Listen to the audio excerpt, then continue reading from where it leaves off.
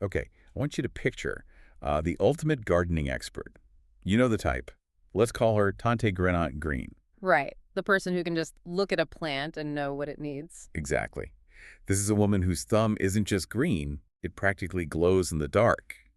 Decades of dirt under her fingernails, she can coax a rosebush out of concrete. You get it. The matriarch of the garden. But even the experts get stumped. That's the thing.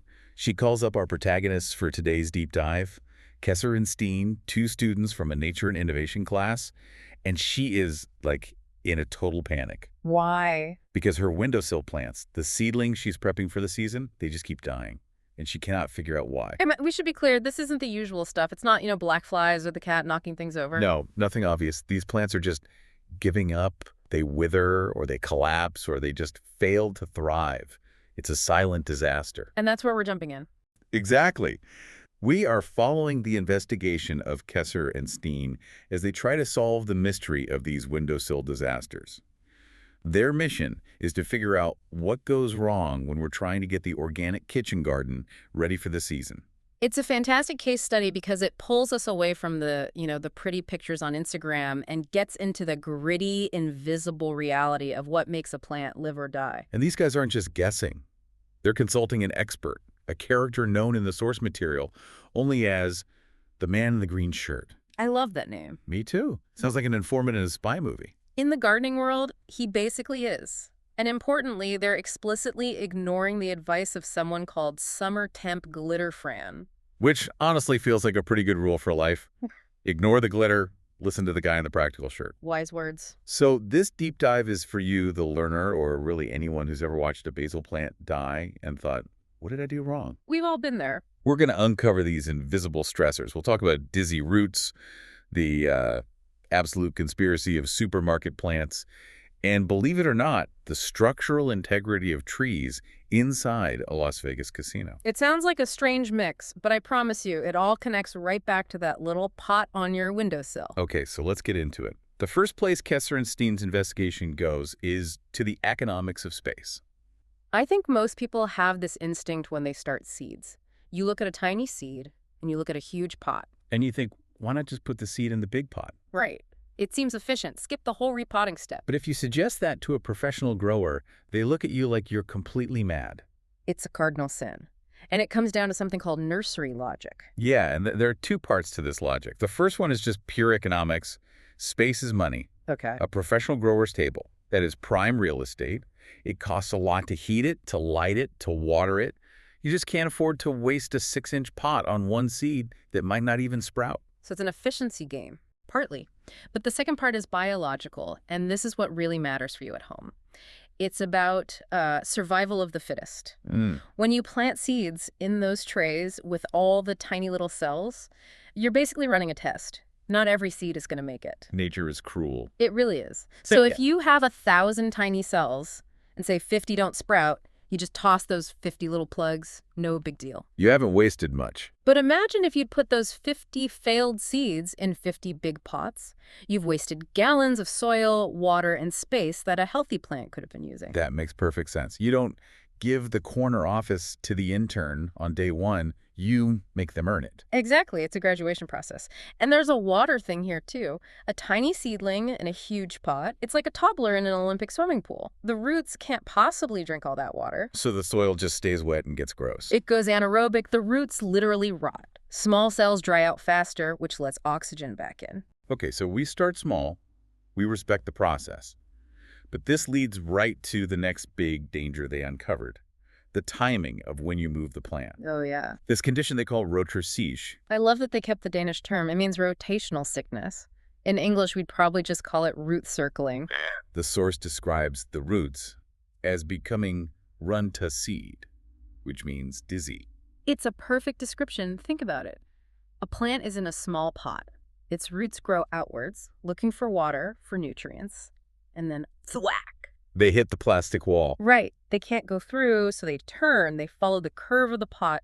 They just start going round and round and round. Like a dog chasing its tail. Exactly like that. And if you leave it too long, they form this tight, woody knot. The roots are dizzy. And here's the crazy part. Yeah, this is the tragedy. Even if you then plant it in the most beautiful garden soil, those roots often never figure out that they're free. They're permanently traumatized. Sort of. They just keep growing in that tight little spiral. They never spread out to anchor the plant properly, so you might get a shrub that looks fine for a year, maybe 2. And then the storm comes. And it just tips right over. Yeah. Because it still thinks it's in that tiny cup. It has no footprint in the ground. Wow.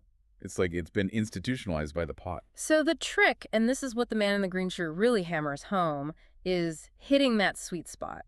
You have to pot up exactly when the roots have filled the cell, but before they start to panic and circle. That sounds like a really high-stakes game. Yeah. But is there ever a reason to keep them in the small pot on purpose? You can, but it's what I'd call advanced mode.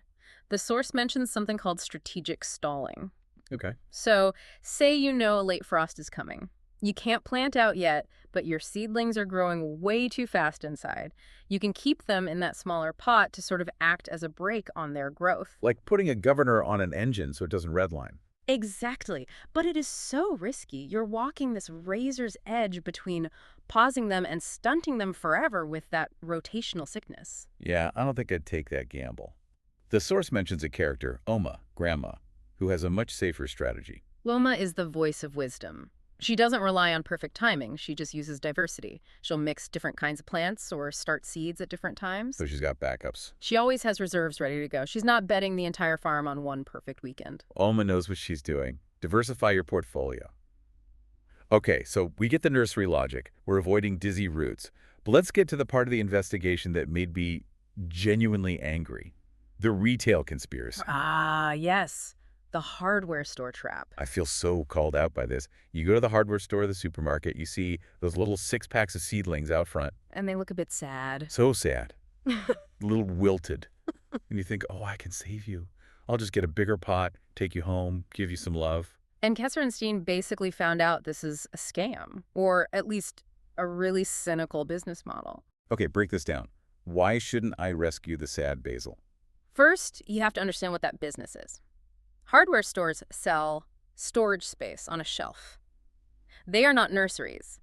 They make money by moving units fast, not by keeping plants healthy. The source specifically calls out the parking lot environment. Well, think about it. Hot asphalt, full sun, wind tunnels. And they probably haven't been watered in days. It's a death sentence for a baby plant. But here's where it gets darker. Yes.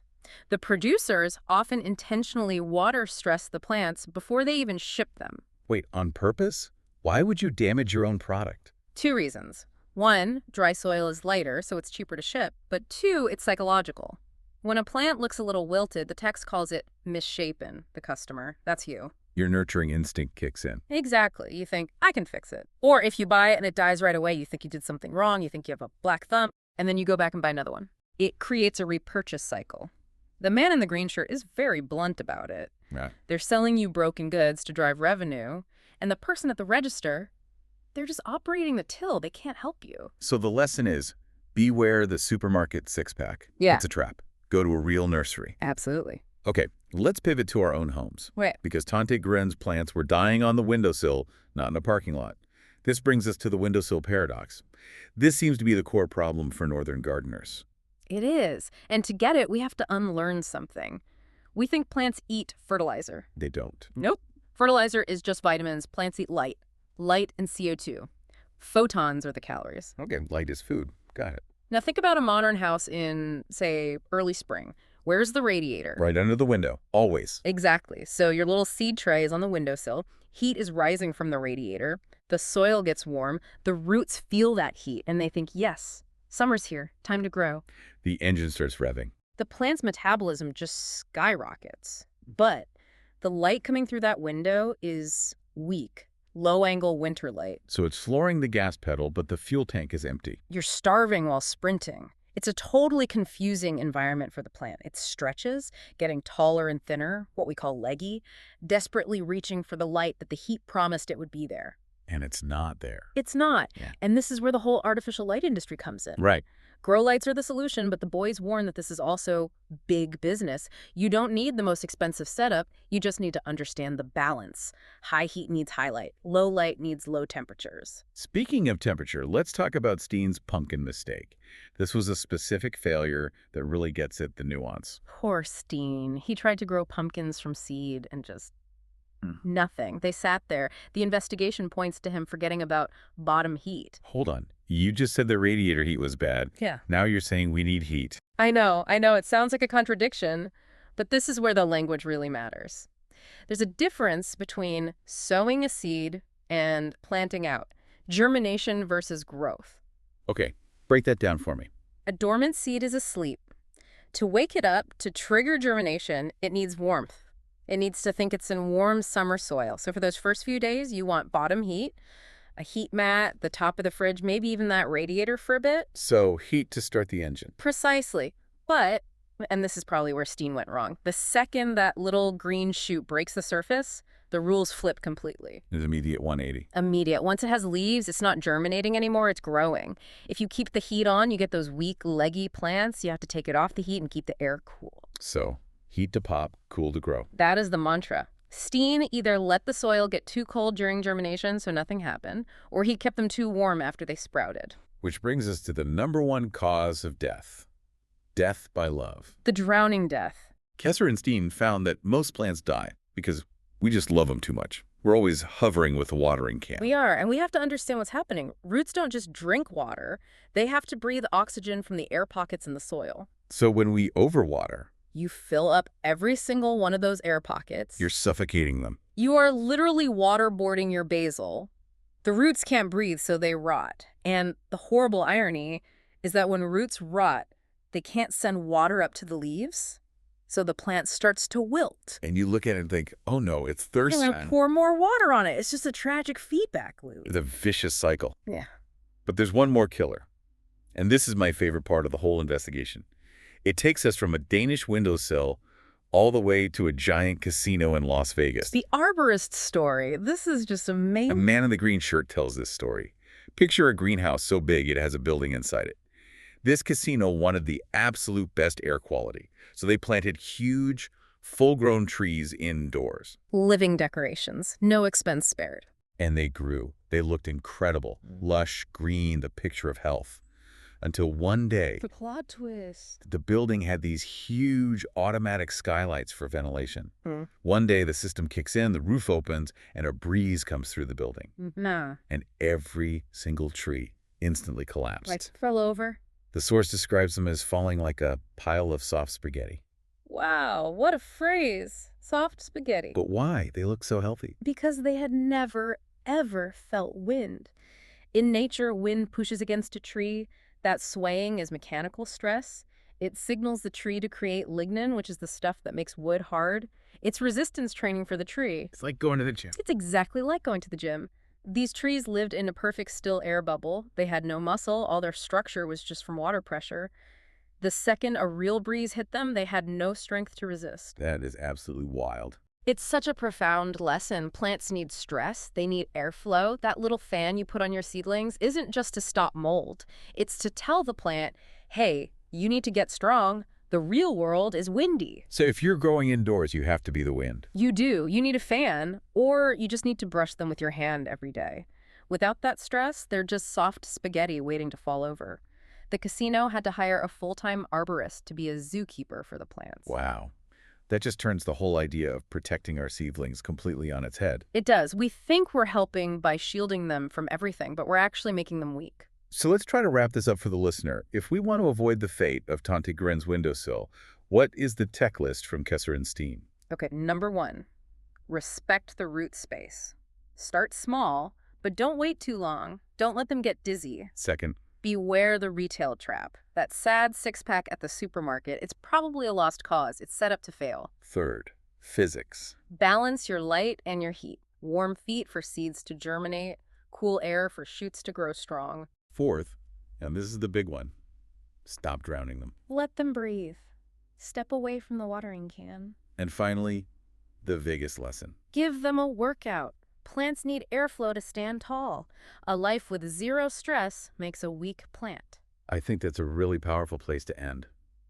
We spend so much energy trying to remove stress from our lives, but that story proves that a total lack of stress can be fatal. It really makes you wonder, where are we becoming soft spaghetti because we haven't opened the skylight in a while? That's the question, isn't it? Kesser and Steen are still on this case. They're still learning, and so are we.